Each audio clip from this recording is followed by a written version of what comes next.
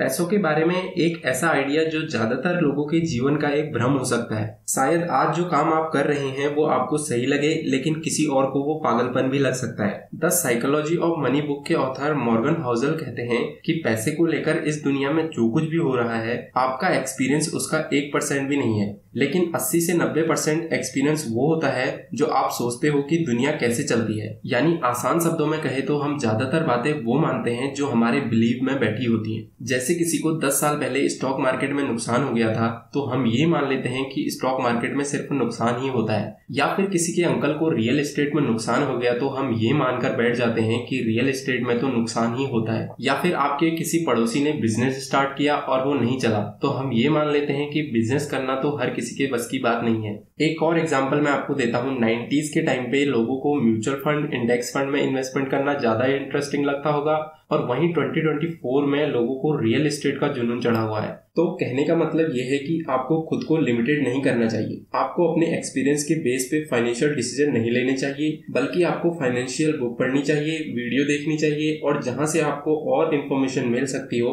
वहां से आपको इन्फॉर्मेशन लेनी चाहिए। फिर आपको अपने फाइनेंशियल डिसीजन इस इन्फॉर्मेशन और अपने एक्सपीरियंसेस के बेस पे लेने चाहिए, ना कि इमोशन के बेस पे। इस वीडियो के थ्रू आपको मैं एक छोटा सा और आइडिया शेयर करना चाहूंगा। अगर आपको आइडिया पसंद आए तो वीडियो को एक लाइक जरूर करना और कमेंट में जरूर बताना कि आपको आइडिया कैसा लगा। ये आइडिया भी the psychology of money book से लिया गया है कि nothing is as good or as bad as it seems. ये दुनिया इतनी ज्यादा कॉम्प्लिकेटेड है कि हम इसे आसानी से नहीं समझ सकते। अक्सर हमारे द्वारा लिए गए एक्शन के रिजल्ट हमारे हाथ में नहीं होते। फॉर एग्जाम्पल, माना आपने एक रेस्टोरेंट खोला और काफी अच्छा पैसा भी लगाया, लोकेशन भी अच्छी सेलेक्ट की, लेकिन हुआ क्या कि रेस्टोरेंट खुलने के 1 महीने बाद ही कोई डिजास्टर आ जाता है और आपकी सारी मार्केट डिस्टर्ब हो जाती है और आपका प्लान बेकार हो जाता है, जैसा कि 2019 के दौरान कोविड के टाइम पे हुआ था। ऐसे रिस्क का कोई अंदाजा नहीं लगा सकते। मॉर्गन हाउसल कहते हैं कि nothing is as good or as bad as it seems, यानी कि जो दिख रहा होता है वो उतना अच्छा या उतना बुरा नहीं होता। तो जब भी आप फाइनेंशियल डिसीजन लें तो आपको उसमें लक और रिस्क दोनों को ध्यान में रखना चाहिए, क्योंकि किसी को उस फील्ड में सक्सेसफुल होता हुआ देखकर अपना डिसीजन नहीं लेना चाहिए, या फिर किसी के फेलियर को सुनकर अपना आइडिया ड्रॉप नहीं करना चाहिए।